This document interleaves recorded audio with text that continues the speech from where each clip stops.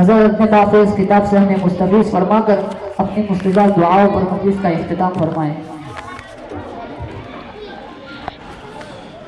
بسم اللہ الرحمن الرحیم، الحمد للہ رب العالمین، وافضل الصلاة واتم التسلیم علی سیدنا ومولانا محمد وعلی آلہ وصحبہ وعلماء امتہ اجمعین، اما بعد فاعوذ باللہ من الشیطان الرجیم، بسم اللہ الرحمن الرحیم، یا ایہا الذین آمنوا قوا انفسکم واہلیکم نارا، وقال أيضا أم كنتم شهداء إذ حضر يعقوب الموت، وقال أيضا يا أيها الذين آمنوا كتب عليكم الصيام كما كتب على الذين من قبلكم لعلكم تتقون. وعن أبي هريرة رضي الله تعالى عنه قال قال رسول الله صلى الله تعالى عليه وسلم من يأخذ عني هؤلاء الكلمات فيعمل بهن أو يعلم من يعمل بهن، فقلت أنا يا رسول الله، فأخذ بيدي وعد خمسا فقال اتق المحارم تكن أعبد الناس، وارض بما قسم الله لك تكن أغنى الناس، وأحسن إلى جارك تكن مؤمنا، وأحب لأخيك ما تحب لنفسك تكن مسلما، ولا تكثر الضحك فإن كثرة الضحك تميت القلب، او كما قال علیہ الصلاة والتسلیم۔ بہت ہی عزت اور رفعت کے حاملین حضرات علماء کرام، برادران اسلام، معزز خواتین اور عزیز بچوں، السلام علیکم ورحمۃ اللہ وبرکاتہ۔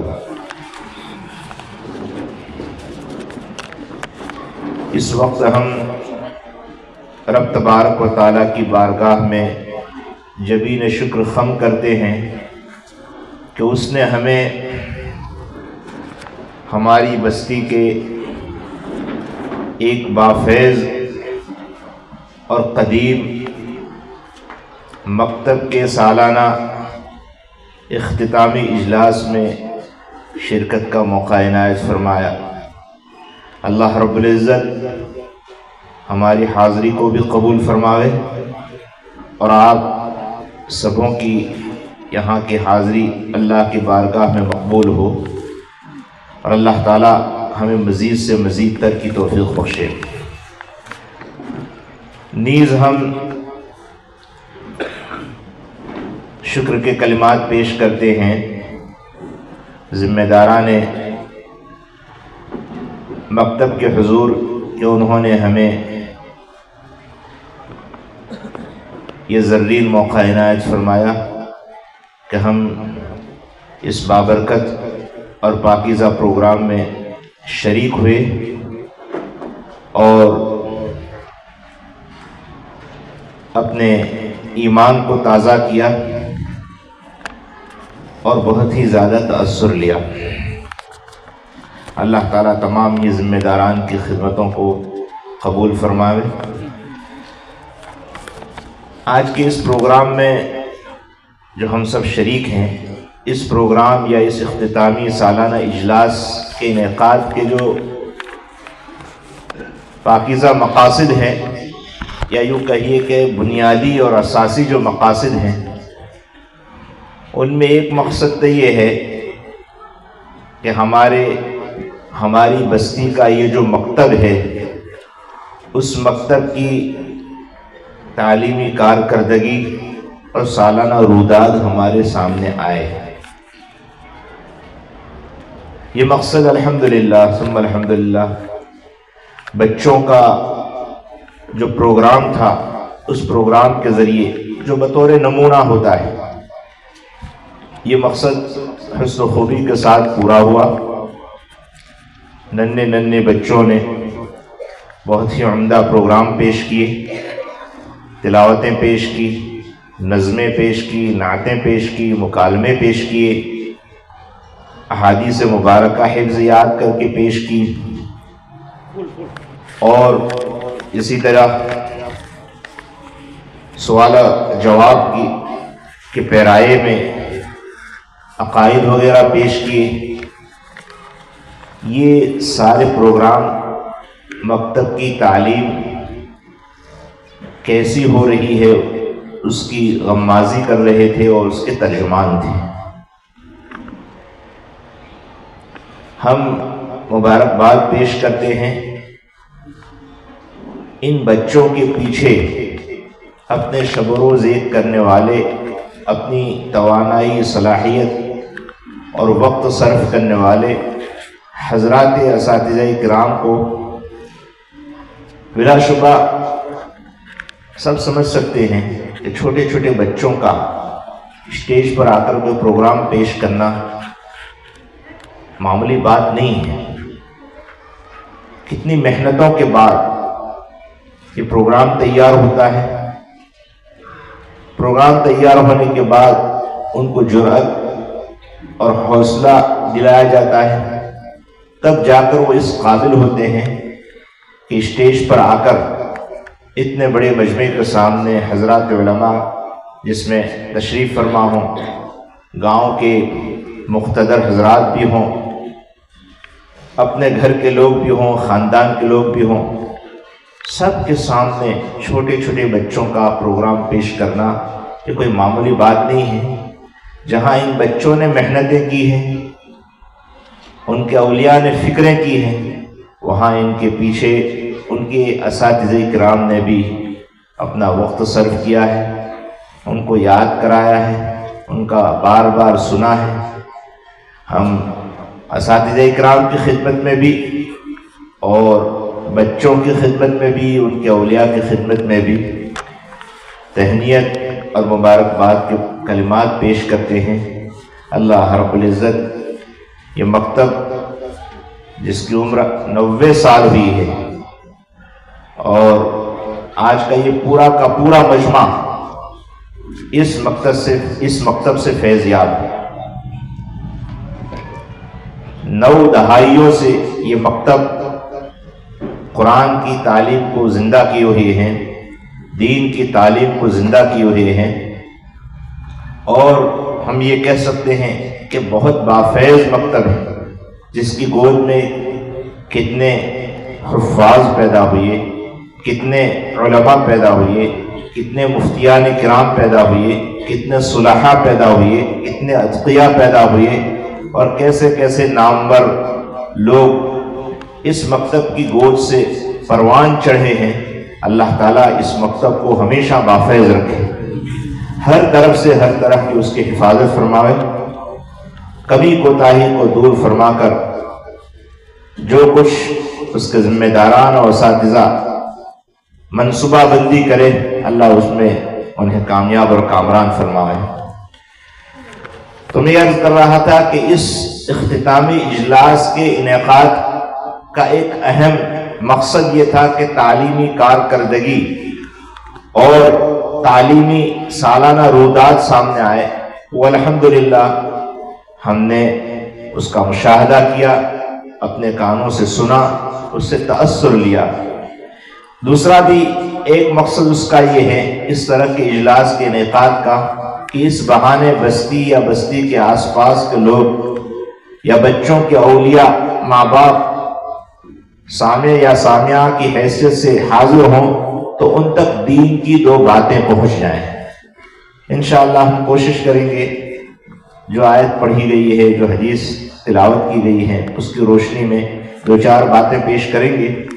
لیکن اس کے ساتھ ساتھ ایک بات یہ عرض کرتے چلے، ماشاءاللہ مکتب میں ایک بڑی تعداد ایسی ہے جنہوں نے سال بھر ایک بھی غیر حاضری نہیں کی، اور اس سے بڑھ کر جس سے زیادہ تاثر ہوا کہ 7 سال کی پوری تعلیم میں ایک دن کی غیر حاضری بھی نہیں. یہ بہت بڑی بات ہے، یہ بہت بڑی بات ہے. ان کو جتنا بھی انعامات سے نوازا جائے، ان کی جتنی بھی حوصلہ افزائی کی جائے وہ کم ہے، اس لیے کہ یہ تو یوں سمجھے استقامت ہے. استقامت کوئی معمولی چیز نہیں ہے. استقامت پر تو رب تبارک و تعالیٰ نے بھی انعامات کی بارش کی ہے، دنیا میں بھی اور آخرت میں بھی. استقامت جو ہے، آپ نے سنا ہوگا بزرگوں کے زبانی کہ الاستقامت فوق الکرامہ، استقامت کرامت سے بھی بڑھ کر ہے۔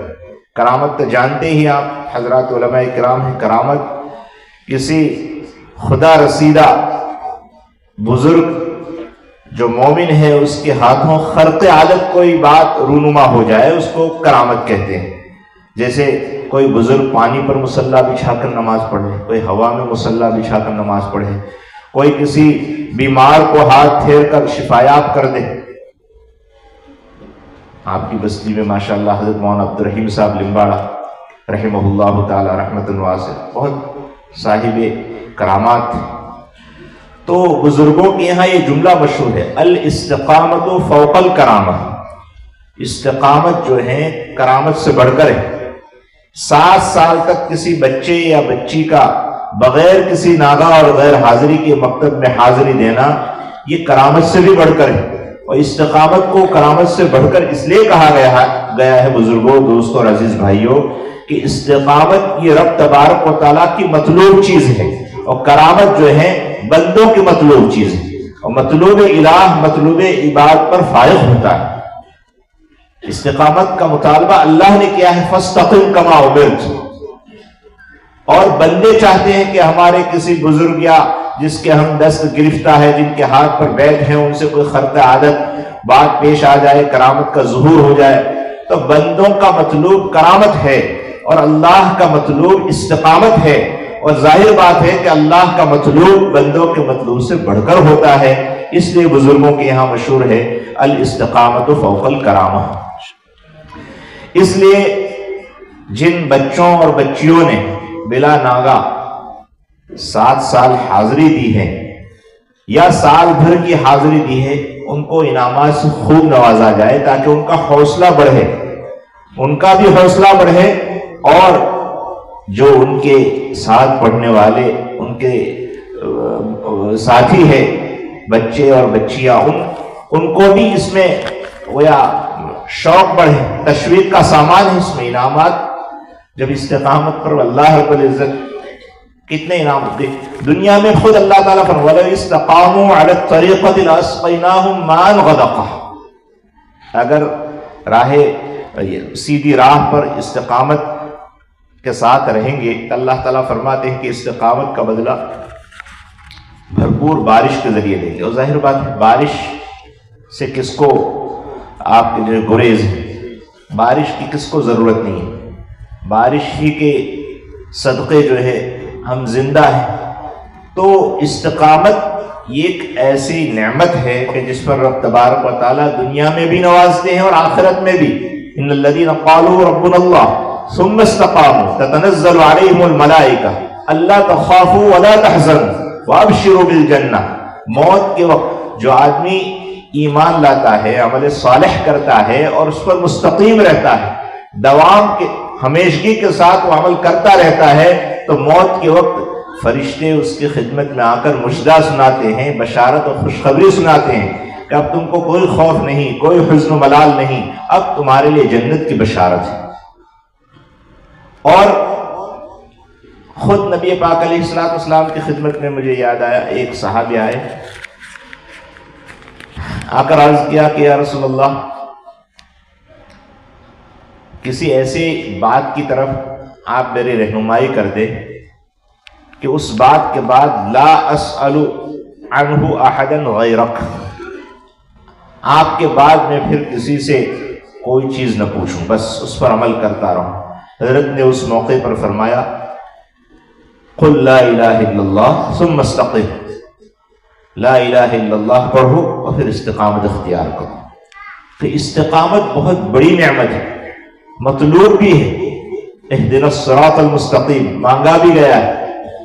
خیر العمل ما دیم علیہ وان قل، یہ بھی مشہور ہے، بہترین عمل وہ ہے جس پر ہمیشگی ہو، مداومت ہو، چاہے وہ تھوڑا عمل ہو۔ تو میں عرض کر رہا تھا کہ جن بچوں نے پابندی کی ہے ماشاءاللہ کافی انعامات سے ان کو نوازا گیا ہے، اور خوشی کی بات ہے۔ اور یہ جو لوگ انعام دیتے ہیں وہ صرف اور صرف ان کے پیش نظر دین ہے، ان کے پیش نظر یہی ہے واحب لأخیک ما تحب لنفسک، جیسے میں اپنے بچوں کو دین پر مستقیم دیکھنا چاہتا ہوں تو ایسے مستقیم بچوں کی حوصلہ افزائی کرنا یہ بھی اس حدیث پر عمل پیرائی ہے۔ واحب لأخیک ما تحب لنفسک۔ اخوت ایمانیہ، ایمانی جو ہے برادری یا بھائی چارگی ایک ایسی چیز ہے کہ جس پر ہم سب کے سب اپنی جان، اپنا مال اور اپنا سب کچھ قربان کرتے ہیں۔ انما المؤمنون اخوہ، یہ مکاتب کا جو نظام ہے، مدارس کا جو نظام ہے، وہ نظام بھی اسی اخوت پر، دینی بھائی چارگی ہی پر قائم ہے۔ اسی کی بنیاد پر لوگ خرچ کرتے ہیں، اور خرچ کرنے سے بزرگوں، دوستوں اور عزیز بھائیوں کبھی کم نہیں ہوتا ہے۔ وما انفقتم من شیء فهو یخلفہ، قرآن کا یہ ڈنکے کی چوٹ اعلان ہے۔ وما انفقتم من خیر فهو ينفقہ، جو کچھ خرچ کرو گے راہ خدا میں فهو یخلفہ، فوراً اس کے بعد اللہ تعالیٰ اس سے بہتر عطا کریں گے۔ تو حوصلہ افزائی کی ہے، بہت مبارکباد۔ اس کے ساتھ ساتھ تعلیم میں جو نمایاں کامیابی حاصل کرنے والے، اول پوزیشن اور دوم پوزیشن حاصل کرنے والے بچے اور بچیاں ہیں، ان کو بھی خوب نوازنا چاہیے۔ ماشاءاللہ جلسے کے پروگرام میں بھی حوصلہ افزائی ہوئی ہے، یہ بھی مطلوب ہے، محمود ہے، مرغوب ہے، لیکن اس کے ساتھ ساتھ اول دوم جو بچہ ہے اور یا بچی ہے ان کو انعامات سے نوازیں گے تو دوسرے بچوں کو بھی محنت کا حوصلہ ملے گا، جذبہ ملے گا، اور وہ بھی کوشش اور سعی کریں گے۔ انعام کا مقصد ہی یہی ہوتا ہے، جہاں آپ کے جو ہے پوزیشن حاصل کرنے والے بچے کی عزت افزائی ہے، حوصلہ افزائی ہے، وہاں دوسرے بچوں اور بچیوں کے لیے تشویق کا سامان ہے، ترغیب کا سامان ہے۔ ہمارے تو مکتب ہی کا نام ہے ترغیب القرآن، ماشاءاللہ، اللہ تعالیٰ قبول فرمائے۔ تو ایک بات یہ، دوسری بات جس نے ہم کو بہت ہی زیادہ متاثر کیا، بزرگوں، دوستوں اور عزیز بھائیوں، سال بھر بچوں کی نماز کی پابندی۔ سبحان اللہ، میں خود اپنے گریبان میں جھانک رہا تھا، سوچ رہا تھا کہ یہ بچے کتنے خوش قسمت ہیں، سعادت مند ہیں، جنہوں نے سال بھر نماز کی پابندی کی۔ اور ہم میں سے ہر شخص اپنے گریبان میں جھانکے، کیا مرد، کیا خاتون، کیا بڑھا، کیا جوان، سب اپنے گریبان میں جھانک کر سوچے کہ کیا ان بچوں جیسی ہم نے سال بھر نماز کی پابندی کی ہے؟ نماز، اس کے بغیر تو کوئی چارہ کار ہی نہیں ہے۔ جس کی نماز ٹھیک نہیں اس کا کچھ ٹھیک نہیں، جس کی نماز ٹھیک اس کا سب کچھ ٹھیک۔ حضرت عمر رضی اللہ تعالیٰ عنہ مشہور ہے کہ آپ نے اپنے دور خلافت میں اپنے تمام گورنروں کے نام ایک منشور لکھا، ایک سرکولر جاری کیا۔ آپ سب حضرات سمجھ سکتے ہیں کہ حکومت کا کارندہ جو گورنر ہوتا ہے اس کے کتنے کام ہوتے ہیں، اور آج کل کی طرح تھوڑی تھا کہ بھئی وہ شاہانہ گورنر ہوتے ہیں اور ان کے پی اے اور ان کے آس پاس کے لوگ سب کام کرتے ہیں۔ اسلامی حکومت میں تو جس کو جو عہدہ و منصب دیا جاتا تھا وہ حسن و خوبی کے ساتھ اور تندہی کے ساتھ، امانت و دیانت کے ساتھ، پوری قربانی کے ساتھ اس منصب کے جو حقوق ہے اس حقوق کی پاسداری کرتا تھا اور اس کو انجام دینے کی بھرپور سعی اور کوشش کرتا تھا۔ تو گورنر کے کام کتنے زیادہ ہوتے ہیں، اس کے باوجود حضرت عمر فاروق رضی اللہ تعالیٰ عنہ نے ایک سرکولر جاری کیا اور یہ لکھا کہ ان اہم امورکم عندی الصلاۃ فمن ضیعها فهو اضیع لما سواہ۔ اے گورنروں، میرے نزدیک تمہارے سارے کاموں میں سب سے اہم ترین کام نماز ہے۔ فمن ضیعها فهو اضیع لما سواہ، جو آدمی نماز کو ضائع کرے گا وہ حکومت اور سلطنت کے، گورنمنٹ کے دوسرے کاموں کو بدرجے اکمل، بدرجے اتم ان کاموں کو وہ ضائع کرے گا۔ جس کی نماز ٹھیک اس کا سب کچھ ٹھیک۔ اس لیے میں بہت ہی اس سے تاثر ہوا کہ ماشاءاللہ ان بچوں نے بڑی پابندی کی۔ ان کا بھی حوصلہ، ان کی بھی عزت افزائی ہونی چاہیے، حوصلہ افزائی ہونی چاہیے۔ اللہ تعالیٰ پوری زندگی اسی طرح ان کو نماز کا پابند بنائے رکھیں۔ بزرگوں، دوستوں اور عزیز بھائیوں،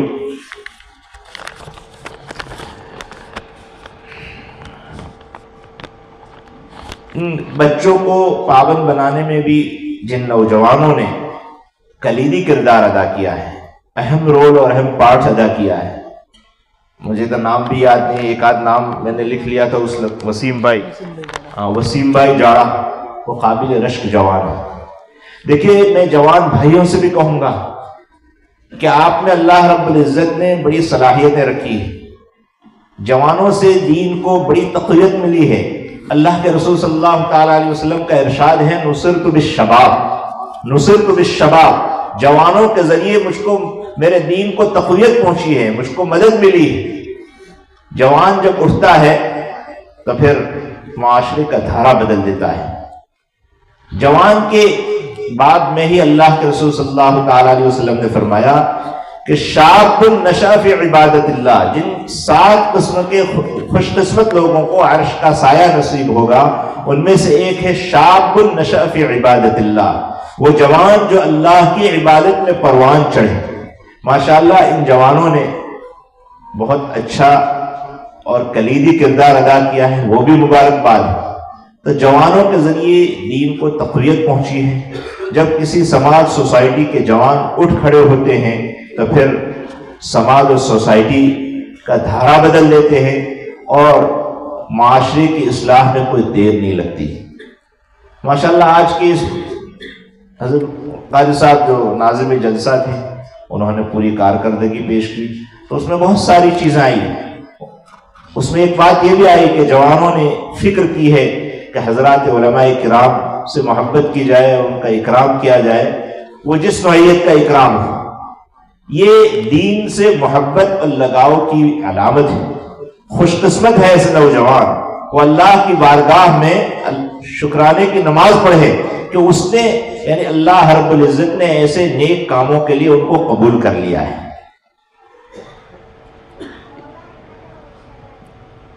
یہ اللہ تعالیٰ چاہیں تو کسی سے بھی کام لے سکتے ہیں۔ منت منے کی خدمت سلطان ہمیں کنی، منت عزو شناس کے بخدمت داشتت۔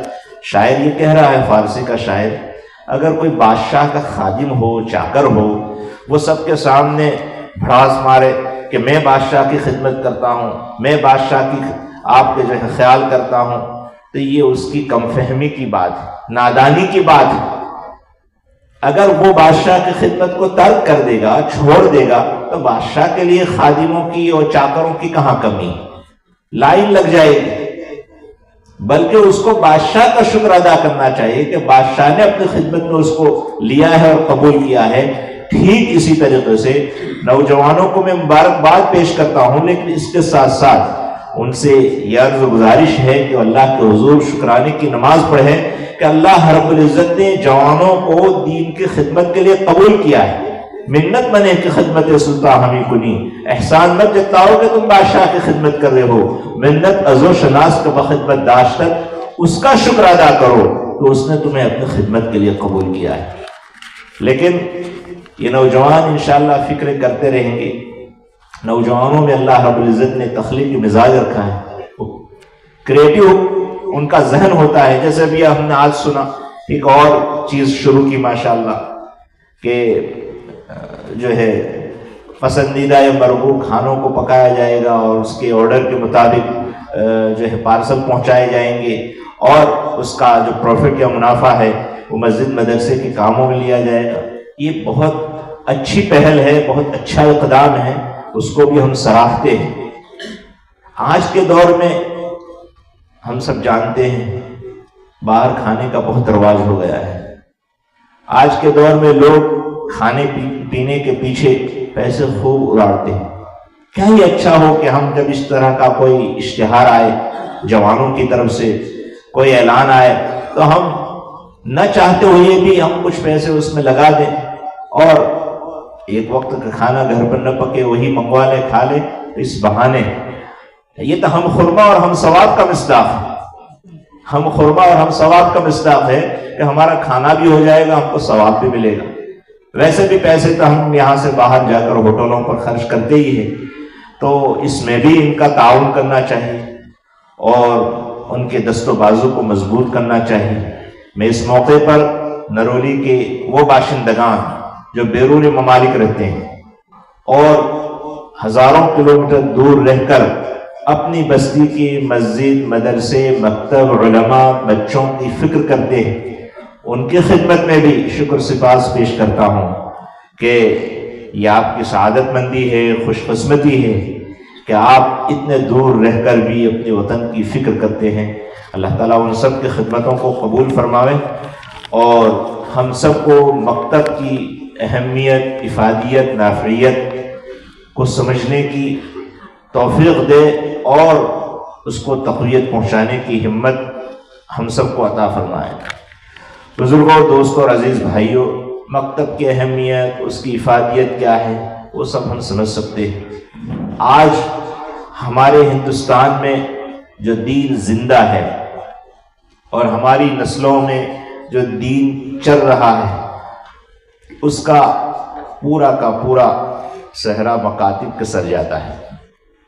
اگر یہ مکاتب نہ ہوتے تو حضرات علماء کرام جانتے ہیں، تاریخ سے واقف ہے، اندلس جس کو اسپین کہتے ہیں، 800 سال تک مسلمانوں کی حکومت رہی، بڑی جاہ و جلالی تھی وہاں، اور مال و اسباب کی بھی ریل پیل تھی، لیکن اس جانب توجہ نہ ہونے کی وجہ سے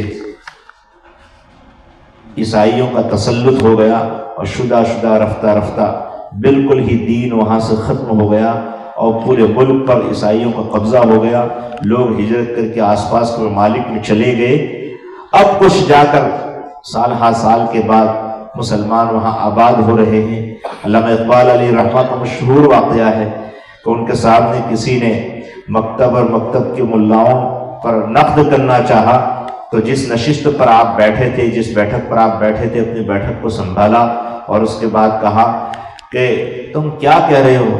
مکتب ان ملاؤں کو ان کی ڈگر پر، ان کی روش پر اور جس انداز سے وہ کام کر رہے ہیں تم انہیں کام کرنے دو، ورنہ میری سر کی آنکھوں نے دیکھا ہے کہ اندلس میں کیا حال ہوا۔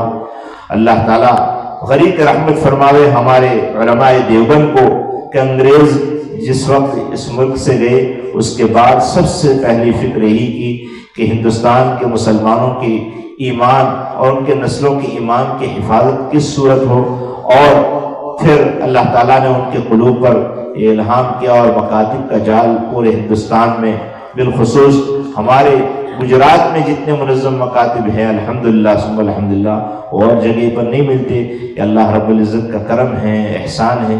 بعض بزرگان دین نے اس کی وجہ بھی لکھی ہے کہ چونکہ یہاں اوریجنل گجرات کی آپ تاریخ دیکھیں گے تو اصل اسلام جو ہے دوسری صدی میں یہاں آ گیا تھا، اسی کا ایک ثمرہ ہے، اور یہاں کے باشندوں نے آنے والے جو تجارتی قافلے تھے یا داعیوں کے قافلے تھے ان کی بھرپور نصرت اور اعانت کی، جس کی وجہ سے اللہ رب العزت نے ہمارے خطے گجرات کے چپے چپے میں دین کو یہ گویا تسلط عطا کیا اور تعلیم عام ہوئی۔ ہمیں بالکل بے فکر نہیں ہونا ہے۔ آج کل تو بالکل نسلوں کے ایمان کی حفاظت کے بعد میں ہم کو بہت سوچنا ہے۔ یہ جو مکاتب ہیں وہ مکاتب یوں سمجھے کہ ایک ICU وارڈ ہے جہاں جا کر ہم اپنے ایمان کو بچا سکتے ہیں۔ مکاتب یوں سمجھے کہ ایک فلٹر مشین ہے، باہر کے جتنے خرافات ہیں، عقائد کی جو پلیدگی ہے، گندگی ہے، بہت مسرت اور خوشی ہوئی ماشاءاللہ سوال جواب کے پیرائے میں عقائد کو بھی پیش کیا گیا۔ یہ جو نمونے پیش ہوتے ہیں پروگرام میں، اس میں لوگوں کو یہی بتایا جاتا ہے کہ مکتب کی تعلیم میں کیا کیا پڑھایا جاتا ہے۔ چونکہ یہ پروگرام جو ہوتا ہے وہ تعلیم کی نمائندگی کرتا ہے، تعلیم کی غمازی کرتا ہے۔ تو میں عرض کر رہا تھا کہ مکاتب میں عقائد کی درستگی ہوتی ہے، مکاتب میں اعمال سکھائے جاتے ہیں، مکاتب میں دعائیں سکھائی جاتی ہے، مکاتب میں نماز سکھائی جاتی ہے۔ بلکہ اگر ہم یوں کہیں کہ مکاتب جو ہیں، مکاتب تعلیم گاہیں ہیں، لیکن ہمارے گھر جو ہے نا وہ تربیت گاہ ہیں۔ یہ بھی یاد رکھیے گا، مکتب میں استاد پڑھائے گا لیکن اس کو عملی جامہ پہنانے کی ذمہ داری ماں باپ کی ہوتی ہے۔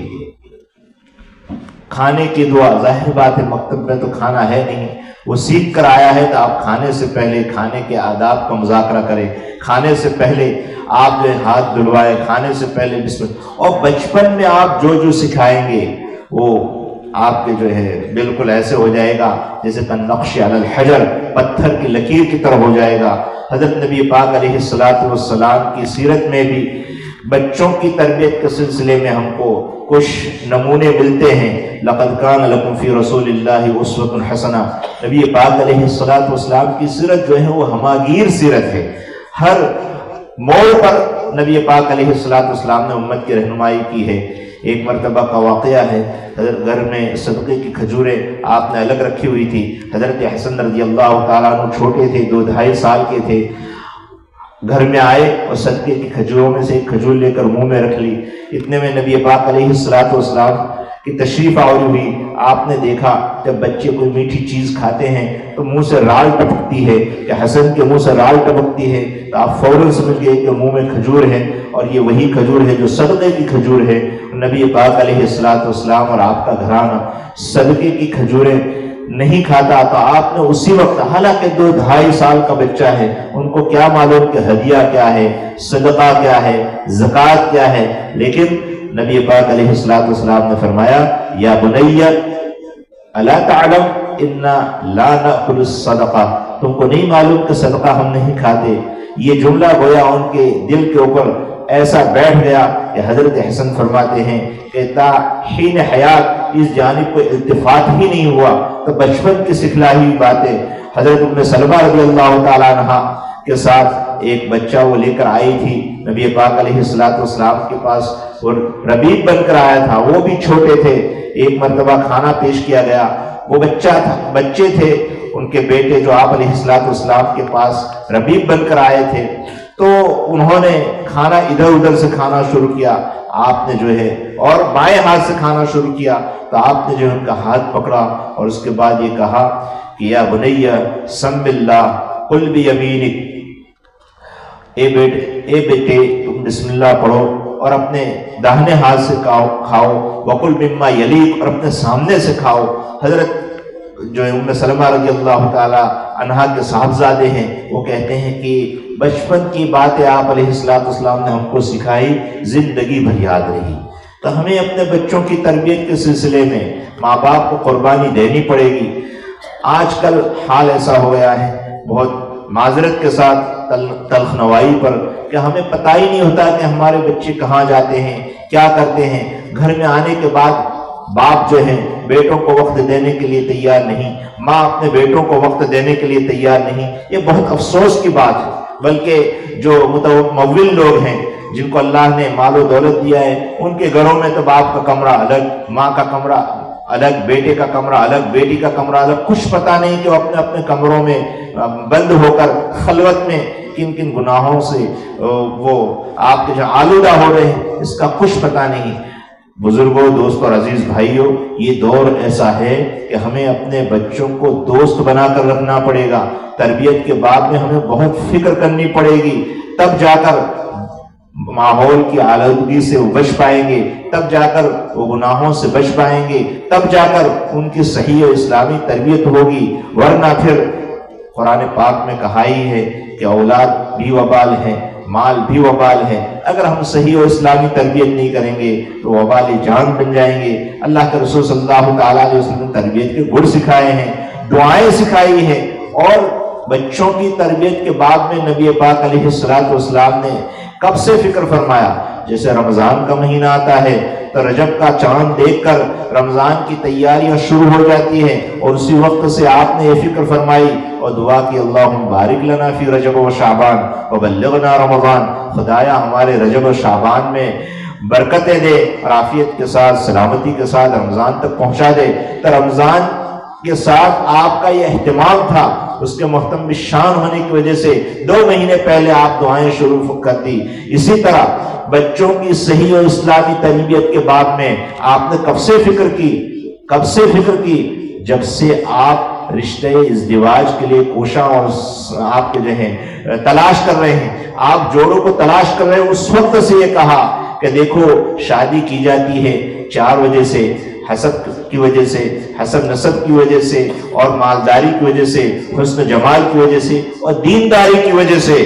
آپ نے فرمایا فَاظْفَرْ بِذَاتِ الدِّینِ تَرِبَتْ يَدَاکَ، تم دیندار عورت کو نکاح میں لاؤ، تمہارے گویا ہم یوں ترجمہ کر سکتے ہیں کہ 10 انگلیاں تمہاری گھی میں ہوگی۔ جب دیندار عورت ہوگی تو اس سے بطن سے جب بچے پیدا ہوں گے تو وہ بھی ان کی دینداری پر تربیت کرے گی۔ تو کب سے آپ فکر فرما رہے ہیں؟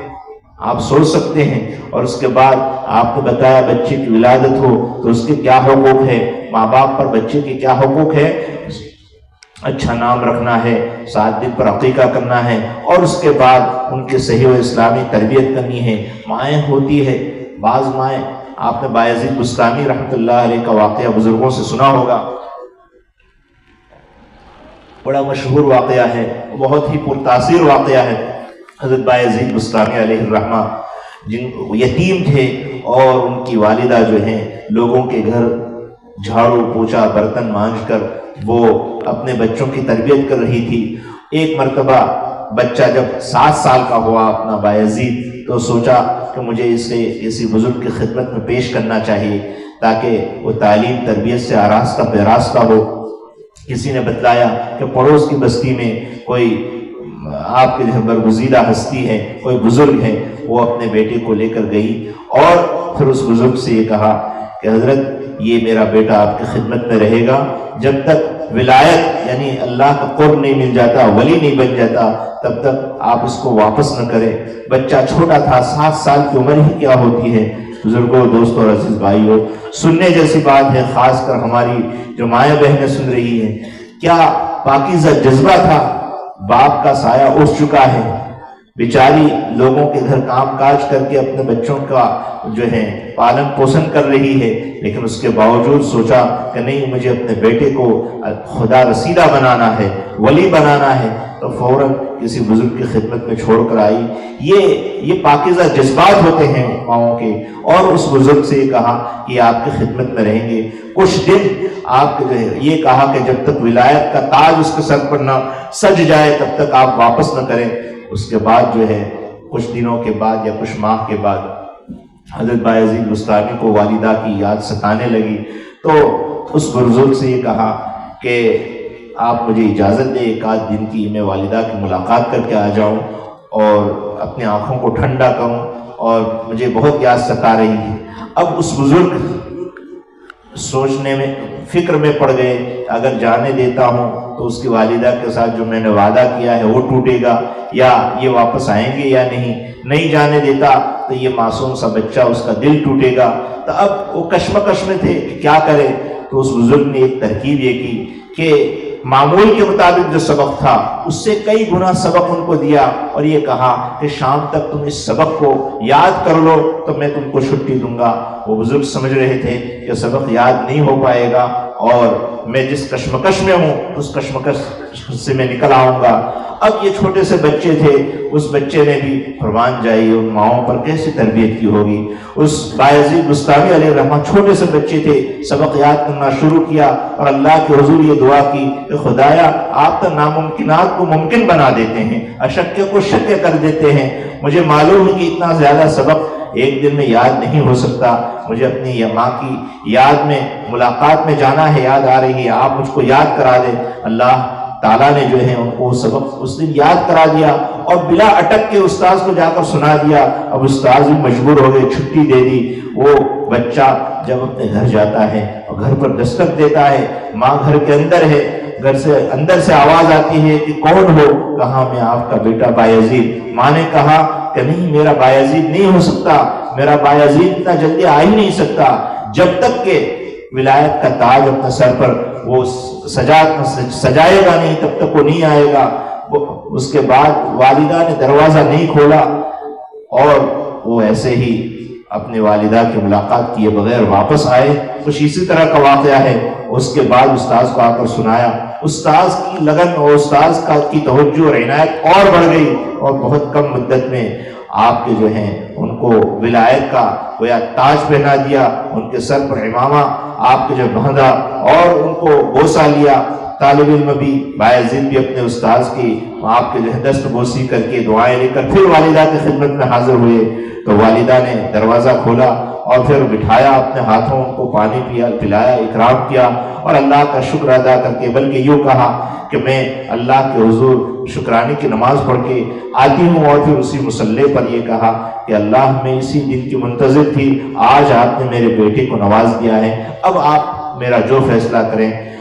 شاید کچھ اسی طرح کا واقعہ ہے، میں تو بر وقت ابھی سنا رہا ہوں کہ اس کے بعد ان کی والدہ کی روح پرواز ہو گئی۔ تو یہ ہے ماؤں کا حال۔ ابھی میں کچھ دنوں پہلے کسی ضرورت کے پیش نظر ہمارے بہت ہی محسن مربی اور ہمارے خطے کے، بلکہ یوں سمجھیے کہ وقار ولایت کہہ دیجئے، حضرت مفتی خانپوری صاحب دامت برکاتہم العالیہ، ان کے فتاویٰ جو چھپے ہیں آپ کے جو ہے محمود الفتاویٰ، تو پہلی جلد میں حضرت کے سوانح جمع کی گئی ہے، تو اس میں ایک واقعہ حضرت کا بھی لکھا ہوا ہے۔ ان کے والد صاحب منشی تھے اور ٹیچر تھے، لیکن بہت ہی زیادہ دیندار تھے۔ بچوں کی تربیت کیسی کی میں وہ بتا رہا ہوں۔ انہوں نے اپنے گھر میں یہ معمول بنا رکھا تھا کہ وہ عشاء بعد کچھ ہی دیر میں گھر کے سارے ممبران حاضر ہو کر آرام کریں گے۔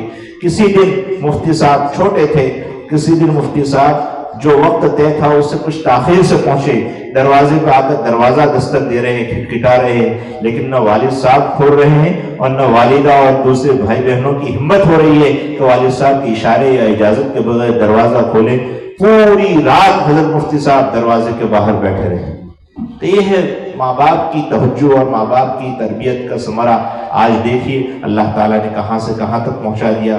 بزرگوں، دوستوں اور عزیز بھائیوں، میں عرض کر رہا تھا کہ ماں باپ کو بھی فکر کرنی چاہیے۔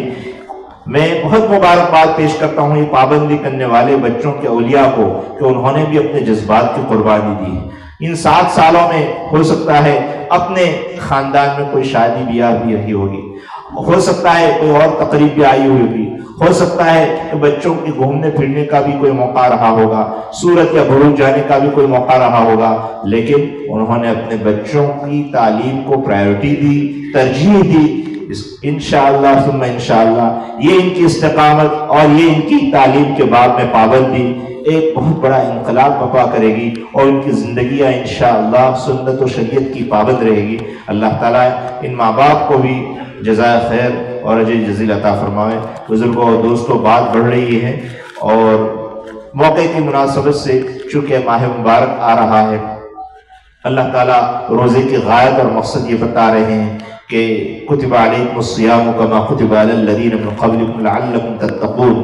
روزے کا اصل مقصد تقوی ہے، پارسائی ہے۔ روزہ رکھ کر آدمی کو متقی اور پرہیزگار بنانا ہے۔ میں نے جو روایت پیش کی حضرت ابو ہریرہ رضی اللہ تعالیٰ عنہ کی، جس میں حضرت ابو ہریرہ فرماتے ہیں امت کے محسن ترین صحابی ہے، آپ کی معرفت، آپ کی وساطت سے احادیث مبارکہ کا بہت بڑا ذخیرہ ہم تک پہنچا ہے۔ عرض کر رہے ہیں کہ ایک بار حضرت نبی پاک علیہ السلام نے عرض کیا کہ میں یأخذ عنی ہؤلاء الکلمات، کہ میں کچھ باتیں سکھانے جا رہا ہوں، کون ہے جو ان باتوں کو مجھ سے لے گا؟ فیعمل بہن، پھر وہ ان باتوں پر عمل کرے گا، او یعلم من یعمل بہن، یا کسی ایسے آدمی کو سکھا دے گا جو عمل کرنے کے لیے آمادہ اور تیار ہو۔ حضرت ابو ہریرہ فرماتے میں نے ہاتھ اٹھایا اور یہ کہا نا یا رسول اللہ، حضرت میں اس کے لیے آمادہ اور تیار ہوں۔ فاخذ بیدی، نبی پاک علیہ السلام نے حضرت ابو ہریرہ کا ہاتھ پکڑا اور فعد 5 اور 5 باتیں ارشاد فرمائی۔ بزرگوں، دوستوں اور عزیز بھائیوں اور میری مائیں اور بہنیں، حضرت ابو ہریرہ کی وساطت سے نبی پاک علیہ السلام ہم سب کو یہ تعلیم دینا چاہتے ہیں۔ ہم سب کو سب نیت کریں۔ میں حدیث پاک کی ہلکی پھلکی تشریح کر کے بات کو ختم کروں گا کہ جن باتوں کی تعلیم نبی پاک علیہ السلام ابو ہریرہ کی معرفت دے رہے ہیں، ہم خود بھی عمل کریں گے اور جہاں تک ہو سکے گا جو عمل کرنے کے لیے آمادہ اور تیار ہے ان تک ان باتوں کو پہنچائیں گے۔ انشاءاللہ سب کریں گے انشاءاللہ۔ آپ نے فرمایا اتق المحارم تکن اعبد الناس، اللہ اور اللہ کے رسول نے جن چیزوں کو حرام ٹھہرایا ہے ان چیزوں سے تم بچو، اللہ کے رجسٹر میں سب سے بڑے عبادت گزار شمار ہوں گے۔ اتق المحارم، دیکھیں یہاں بھی تقوی کا لفظ آیا ہے، لعلکم تتقون، روزے کی غایت بھی تقوی ہے، اور قرآن پاک کے مطالعے سے معلوم ہوتا ہے کہ تقوی ایک شاہ کلید ہے، ایک ماسٹر کی ہے۔ جو آدمی متقی بن جاتا ہے اس کے لیے سارے خزانے کھل جاتے ہیں۔ کوئی آدمی قرآن پاک کو لے کر بیٹھیں اور تقوی کی آیات کو جمع کریں اور پھر دیکھیں کہ تقوی پر اللہ تعالیٰ نے کن کن انعامات کا وعدہ کیا ہے۔ تقوی پر علم کا وعدہ ہے، تقوی پر دشمنوں سے کے قید اور مکر سے حفاظت کا وعدہ ہے، ان تصبروا وتتقوا لا يضركم كيدهم شيئا، اور تقوی پر آپ کے جو ہیں مصائب میں آپ خلاصی اور چھٹکارے کا وعدہ ہے، تقوی پر آپ کے جو ہے رزق میں تنگی کے دور ہونے کا وعدہ ہے، اور بہت سارے انعامات کا وعدہ ہے۔ مستقل ایک چیپٹر، ایک باب ہے۔ کوئی آدمی صاحب ذوق آدمی قرآن پاک لے کر بیٹھے اور تقوی کی آیات کا مطالعہ کرے تو پتہ چلے گا کہ تقوی ایک نعمت بیش بہا ہے، یا جیسے میں نے کہا ایک ماسٹر کی ہے۔ جس آدمی کو تقوی مل جاتا ہے اس کے لیے سارے خزانے کھل جاتے ہیں۔ اتقوا المحارم، اللہ اور اللہ کے رسول نے جن چیزوں کو حرام ٹھہرایا ہے ان سے بچو۔ بزرگوں، دوستوں اور عزیز بھائیوں، بچنے کا نام تقوی ہے۔ ہمارے یہاں درجہ فارسی میں ایک چھوٹی سی کتاب شیخ فرید الدین عطار کی پڑھائی جاتی ہے، پند نامہ۔ اس میں تقوی کے بیان میں سب سے پہلا یہ شعر ہے: چیست تقوی ترک شبہات و حرام، از لباس و از شراب و از طعام۔ کہ تقوی کیا چیز ہے؟ تقوی نام ہے۔ اللہ اور اللہ کے رسول نے جن چیزوں کو حرام ٹھہرایا ان سے بچنے کا، چاہے لباس کے قبیل سے ہو، چاہے کھانے کے قبیل سے ہو، چاہے پینے کے قبیل سے ہو، تو چھوڑنے کا نام تقوی ہے۔ میں آپ سے یہ پوچھتا ہوں کہ چھوڑنے کے لیے کیا چاہیے؟ بزرگوں، دوستوں اور عزیز بھائیوں، کرنے کے لیے آدمی کو وقت درکار ہوتا ہے، کرنے کے لیے آدمی کو منصوبہ بندی کرنی پڑتی ہے، پلاننگ کرنی پڑتی ہے۔ کوئی کام کرنے کے لیے آدمی کو پیسہ بھی درکار ہوتا ہے، کرنے کے لیے آدمی کو توانائی صرف کرنی پڑتی ہے، کرنے کے لیے آدمی کو حدود بھی متعین کرنے پڑتے ہیں۔ لیکن نہ کرنے کے لیے کیا چاہیے؟ تقویٰ کا نام ہی ہے جو اللہ کے رسول نے حرام کی ہے ان باتوں کو چھوڑ دو۔ اگر چھوڑ دو گے کیا انعام ہے؟ تکن اعبد الناس، اللہ کے رجسٹر میں سب سے بڑے عبادت گزار شمار ہوں گے۔ آج ہم سے پوچھا جائے کون ہے سب سے بڑا عبادت گزار، تو ہم کہیں گے کثرت سے نوافل پڑھتا ہو، کثرت سے تلاوت کرتا ہو، تہجد کا پابند ہو۔ یقیناً یہ بھی عبادت گزار ہے، لیکن ایک طرف اللہ کے رسول فرما رہے ہیں، اللہ کے رسول نے جن چیزوں کو حرام ٹھہرایا ان سے بچو تو تم سب سے بڑے عبادت گزار شمار ہوں گے۔ رمضان کے مہینے میں کسی کی مشاقی ہے، آپ روزہ رکھتے ہیں، آپ دیکھیے کتنے سب کے سب روزدار، اللہ نے جن چیزوں کو حلال کیا ہے ان چیزوں کو اللہ کے حکم کی وجہ سے ترک کر دیتے ہیں۔ کھانا حلال ہے، پینا حلال ہے، اور عورت کے ساتھ استمتاع حلال ہے، لیکن اللہ نے روزے کا جو وقت ہے طلوع آفتاب سے لے کر غروب آفتاب تک کا، یا صبح صادق سے لے کر غروب آفتاب تک کا جو وقت ہے، اس میں جب حلال چیز چھوڑنے کی ہم کو قدرت ملتی ہے تو حرام چیز ہم کیوں نہیں چھوڑ سکتے؟ تو سب سے پہلی بات آپ نے ارشاد فرمائی، اتق المحارم تکن اعبد الناس۔ سب کے سب آج کے اس جلسے کا پیغام یہ ہے، سب نیت کرو کہ انشاءاللہ ہم حرام کے قریب بھی نہیں جائیں گے، بلکہ مشتبہ چیزوں سے بھی بچیں گے۔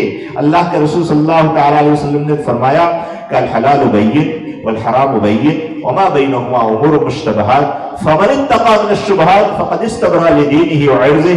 حلال بھی اللہ نے واضح کر دیا ہے، حرام بھی واضح کر دیا ہے، ان کے درمیان کچھ مشتبہ چیزیں ہیں جن کی حلت و حرمت کا ہم کو پتا نہیں۔ فمن اتقى، دیکھو یہاں بھی تقوی کا لفظ ہے، فمن اتقى من الشبہات، جو شبہات سے بھی بچے گا، فقد استبرأ لدینہ وعرضہ، وہ اپنے دین اور اپنے ناموس کی حفاظت کر کے اس دنیا سے جائے گا۔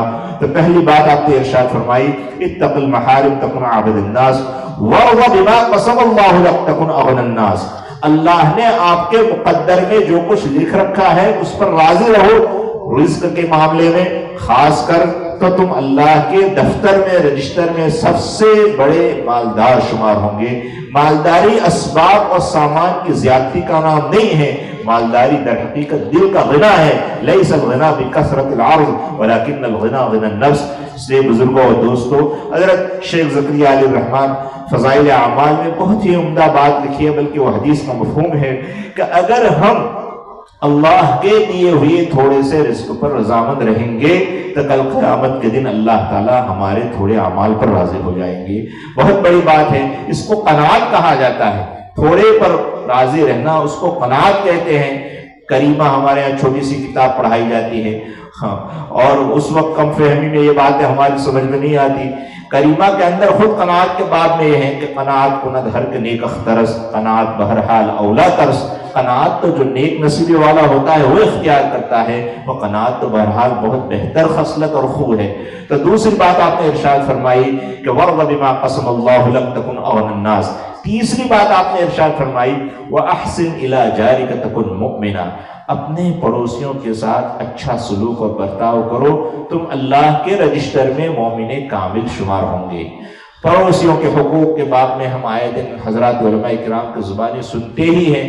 پڑوسی بہرحال کوئی بھی پڑوسی ہو، بعض پڑوسی تو ایسے ہوں گے جن کے 3 حق آپ کو ادا کرنے پڑیں گے۔ آپ کے پڑوس میں ہیں، آپ کا رشتہ دار ہے اور مومن ہے، تو 3 حق آپ کو ادا کرنے پڑیں گے۔ حق قرابت، رشتہ داری کا حق ہے، وہ ادا کرنا پڑے گا۔ حق جیوار، پڑوس میں ہے اس لیے پڑوس کا حق ادا کرنا پڑے گا۔ اور حق ایمان، مومن ہے تو مومن کا بھی مومن پر حق ہوتا ہے۔ للمؤمن علی المؤمن ست، آپ نے فرمایا کہ مومن کے مومن پر 6 حق ہے۔ تو بعض پڑوسیوں کے 3 حقوق ادا کرنے پڑیں گے، بعض کے 2 ادا کرنے پڑیں گے۔ اگر آپ کے پڑوس میں مسلمان ہے، رشتہ دار نہیں ہے تو 2 حق، بعض میں 1 ادا کرنا پڑے گا، غیر مسلم بھائی ہے۔ حق جیوار، بہرحال پڑوسی کوئی بھی ہو آپ کو حق ادا کرنا پڑے گا۔ اور بہت نبی پاک علیہ السلام نے ایک بات 3 مرتبہ قسم کھا کے ارشاد فرمائی واللہ لا یؤمن واللہ لا یؤمن واللہ لا یؤمن۔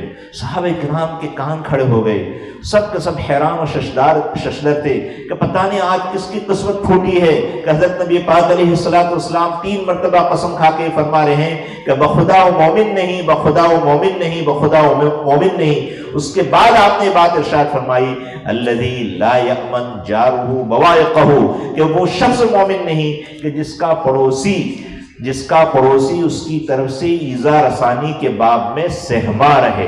ابھی تکلیف نہیں پہنچائی ہے، بس وہ بیچارہ ڈرا رہتا ہے کہ پتہ نہیں کیل ٹھونکنے کے بعد میں لڑائی اور جھگڑا بول لے گا، بچوں کے بعد میں کوئی جھگڑا کھڑا کر دے گا، مرغی اور بکری کے بعد میں یا کوڑا اور کرکٹ ڈالنے کے بعد میں کوئی جھگڑا کھڑا کر دے گا، وہ سہما رہتا ہے۔ تو ایسے آدمی کے بعد میں اللہ کے رسول نے فرمایا واللہ لا یؤمن، تو جو تکلیف پہنچائے اس کی قسمت کتنی پھوٹی ہوئی ہے۔ اس لیے بعض پڑوسی ٹیمپرری پڑوسی ہوتی ہے، وقتی پڑوسی ہوتے ہیں۔ حضرت تھانوی علیہ الرحمٰن نے یہ لکھا ہے کہ ٹیمپرری اور وقتی پڑوسی کا خوب خیال رکھو۔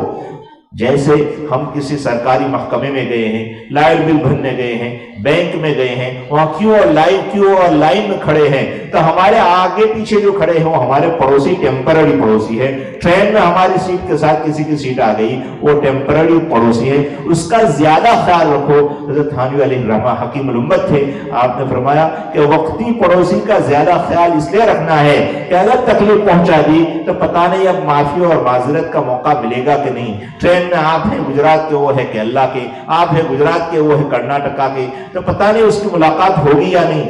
گھر کا جو پڑوسی ہے اس میں تو ایسا بھی ہوگا کہ آدمی بلا کر معافی مانگ لے گا، احساس پیدا ہوگا، شعور ہوگا تو معافی مانگ لے گا، مرنے سے پہلے آس پاس کے لوگ جمع ہوتے ہیں تو معافی مانگ لیتا ہے۔ اس لیے ٹیمپرری جو پڑوسی ہے اس کا بھی خوب خیال رکھو۔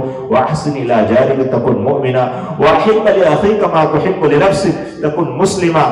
اپنے بھائی کے لیے وہی چیز پسند کرو جو اپنے لیے پسند کرتے ہو۔ میں نہیں پسند کرتا کہ مجھے کوئی گالی دے، میں نہیں پسند کرتا کہ میرا کوئی حق ہڑپ کرے، میں نہیں پسند کرتا کہ کوئی میرے بچوں کے ساتھ زیادتی کرے۔ ٹھیک اسی طرح ہم اپنے بھائیوں کے باب میں بھی پسند نہ کریں۔ نکن مسلمہ، تو مسلمان کامل بن جاؤ گے۔ اور آخری بات آپ نے یہ فرمائی وَلَا تُكْسِرِ الضِّحْكَ فَإِنَّ كَثْرَةَ الضِّحْكِ تُمِيتُ الْقَلْبَ، زیادہ مت ہنسو، زیادہ ہنسنے سے دل پر مردنی چھا جاتی ہے۔ دیکھیں شریعت نے بیلنس بنایا ہے، نفس سے ہنسنے سے منع نہیں فرمایا کہ مت ہنسو۔ فَلْيَضْحَكُوا قَلِيلًا وَلْيَبْكُوا كَثِيرًا، قرآن میں بھی ہے کم ہنسا کرو۔ زیادہ ہنسنے کی بہت خرابیاں ہیں، زیادہ ہنسنے سے دل پر مردنی چھا جاتی ہے اور آخرت کی رغبت ختم ہو جاتی ہے۔ زیادہ ہنسنے والے آدمی کا وقار بھی ختم ہو جاتا ہے۔ ہمارے ایک چھوٹی سی کتاب مفید الطالبین، اس میں بہت حکمت بھرے جملے ہیں۔ اس میں ایک جملہ یہ ہے کہ من کثر ضحکہ زالت ہیبتہ، جس آدمی کا ہنسنا زیادہ ہوتا ہے اس کا وقار ختم ہو جاتا ہے، اس کا رعب دبدبہ ختم ہو جاتا ہے، اس کا ویلیو ڈاؤن ہو جاتا ہے۔ تو ولا تکثر الضحک، الفاظ پر غور کریں، نبی پاک علیہ السلام نے یہ نہیں فرمایا کہ ولا تضحکوا، بلکہ ولا تکثر الضحک، زیادہ مت ہنسو، ورنہ احادیث مبارکہ کی کتاب میں خود نبی پاک علیہ السلام کی طرف سے مزاح کرنا، مذاق کرنا ثابت ہے، بلکہ آپ نے کسی موقع سے یوں فرمایا افضل الاعمال ادخال السرور فی قلب المؤمن، بہتر عمل یہ ہے یا بہترین عمل یہ ہے کسی آپ کے جو ہے غمزدہ شخص کے دل میں خوشی پیوست کر دو، یا کبھی آپ نے فرمایا روح القلوب ساعتا فساعتا، گھڑی دو گھڑی اپنے دلوں کو راحت پہنچاؤ، خود نبی پاک علیہ السلام نے بھی مزاح فرمایا ہے۔ لیکن ایک بات یہ بھی یاد رہے کہ ہنسی اور مذاق میں جو آج ہم تمسخر کرتے ہیں، ٹھٹھا کرتے ہیں، اس کی اجازت نہیں۔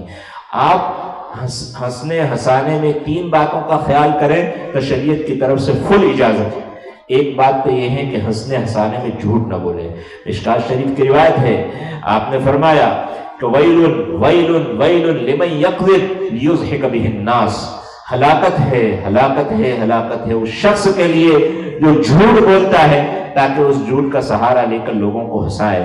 آج کل جو آپ کے جو ہیں لافنگ شو ہوتے ہیں یا لوگ لطیفے کرتے ہیں، اس کی قطعاً اجازت نہیں، کیونکہ اس میں جھوٹ کا سہارا لیا جاتا ہے۔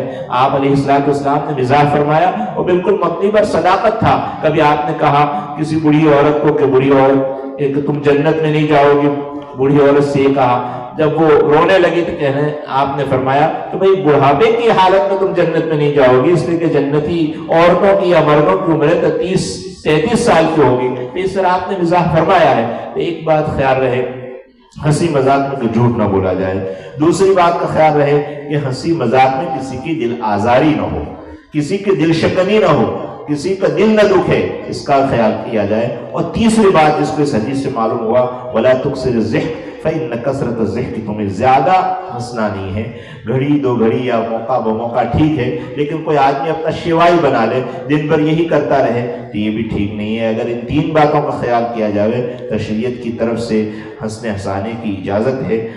نبی پاک علیہ السلام نے حضرت ابو ہریرہ کی معرفت ان 5 باتوں کی ہم کو تعلیم دی ہے۔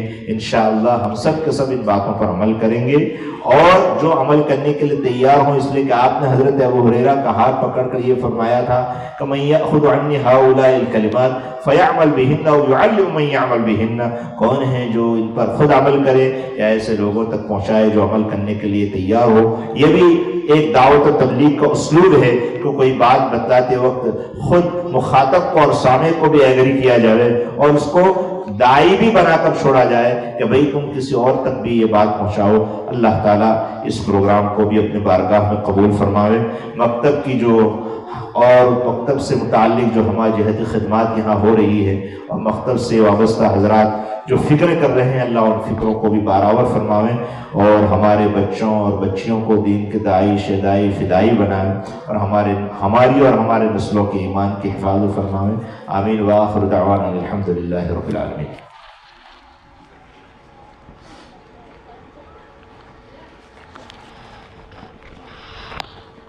دعا فرما لیجیے۔ بسم اللہ الرحمن الرحیم، اللہم صلی علی سیدنا مولانا محمد وعلی آل سیدنا مولانا محمد وبارک وسلم۔ اللہم ربنا ظلمنا انفسنا وإن لم تغفر لنا وترحمنا لنکونن من الخاسرین۔ الہ العالمین، ہم آپ کے گنہگار بندے اور بندیاں آپ کی بارگاہ میں ہاتھ پھیلا کر بیٹھے ہیں۔ رب اکرم، یہ بہت ہی بابرکت مجلس ہے، رب اکرم اس مجلس کو اپنی بارگاہ میں قبول فرما لیجیے، اس مجلس کو اپنی بارگاہ میں قبول فرما لیجیے۔ اے اللہ، مکتب میں خدمت کرنے والے حضرات اساتذہ کرام، ذمہ داران، اور جو بھی اس کو جس طرح کا تعاون کرتے ہیں، دامے جرمے سخنے یا مشورتاً، سبھی کی خدمات کو قبول فرما لیجیے۔ اللہ ہماری اور ہمارے نسلوں کے ایمان کی حفاظت فرمائیے، اللہ ہماری اور ہمارے نسلوں کے ایمان کی حفاظت فرمائیے۔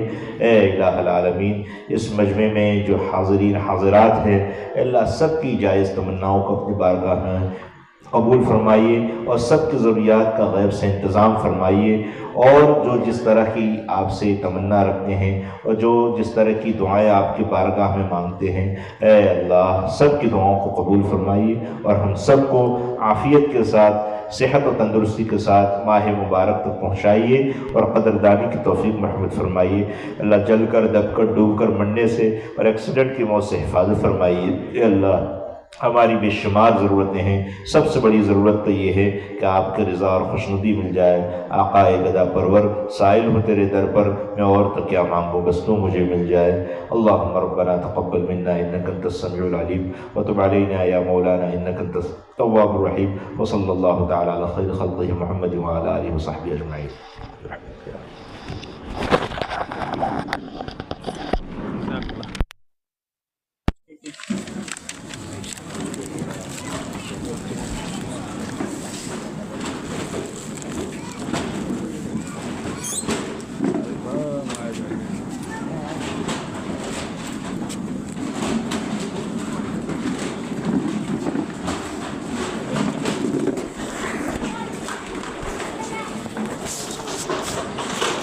અમારી પાસે એમ કરી દે ભાઈ ચાલુ જ છે।